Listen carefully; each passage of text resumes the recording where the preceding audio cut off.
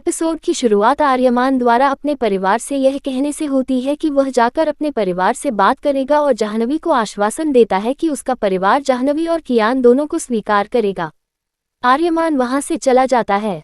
आर्यमन बुंदेला हवेली में आता है। मुरली आर्यमन से पूछता है कि क्या वह निश्चित है कि वह अपने परिवार को अपना फैसला बताना चाहता है। आर्यमन कहता है कि वह निश्चित है। आर्यमन सभी परिवार के सदस्यों को बुलाता है और अपने परिवार से कहता है कि वह उन्हें कुछ बताना चाहता है।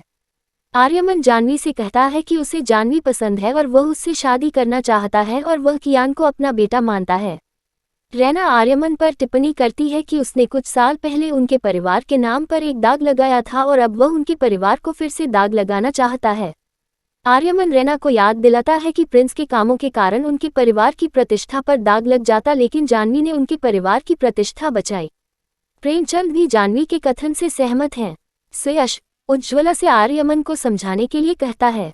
उज्ज्वला आर्यमन से पूछती है कि वह जाह्नवी को क्यों पसंद करता है और कहती है कि उसे जाह्नवी से बेहतर लड़की मिल सकती है।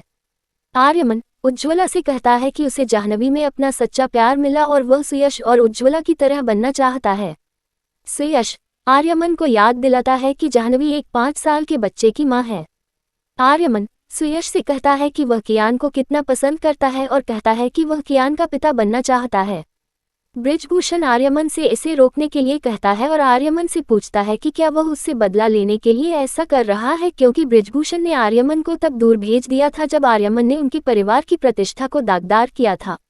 सुहासिनी ब्रिजभूषण को रोकती है और ब्रिजभूषण को बताती है कि उसके पास एक सुझाव है। सुहासिनी कहती है कि यह सच है कि आर्यमान जाह्नवी को पसंद करता है, इसलिए उन्हें अपनी शादी कर लेनी चाहिए, और आर्यमान से कहती है कि केवल जाह्नवी ही इस घर में प्रवेश करेगी, कियान नहीं। सुहासिनी कहती है कि वे कियान के पालन पोषण की जिम्मेदारी लेंगे और कहते हैं कि वह इस घर में प्रवेश नहीं करेगा। रैना सुहासिनी के विचार की प्रशंसा करती है। आर्यमान उनसे बहस करता है और उन्हें बताता है कि वह उनके विचार के खिलाफ है। सुहासिनी का कहना है कि अगर जाह्नवी उससे शादी करना चाहती है तो उसे अपने बेटे से अलग होने की जरूरत है। उज्ज्वला आर्यमान का समर्थन करती है और कहती है कि मां और बच्चे को अलग करना गलत है। रैना उस पर चिल्लाती है। सुयश उसे अपनी पत्नी के खिलाफ बात न करने की चेतावनी देता है। रैना ने बहस करने की कोशिश की। प्रेमचंद उन्हें रोकता है। प्रेमचंद आर्यमन के पक्ष में अपना फैसला सुनाता है। हर कोई चौंक जाता है। प्रेमचंद उसके परिवार से कहता है कि जाह्नवी आर्यमन के लिए एकदम सही साथी है। वह कहता है कि कियान और आर्यमन पिता और पुत्र का आदर्श उदाहरण है। ब्रिज हस्तक्षेप करने की कोशिश करता है, लेकिन प्रेमचंद उसे बताता है कि उसका फैसला अंतिम है। प्रेमचंद आर्य से कहता है कि वह अपना फैसला स्वीकार कर रहा है। आर्यमन खुशी से प्रेमचंद को गले लगाता है।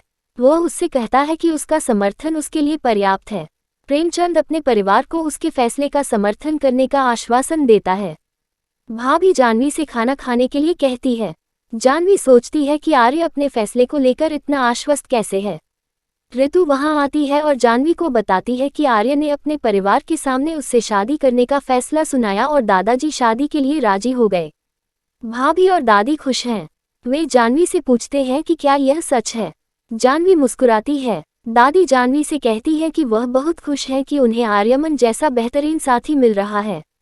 ऋतु जाह्नवी से कहती है कि वह वास्तव में सिंड्रेला है और आर्य राजकुमार है।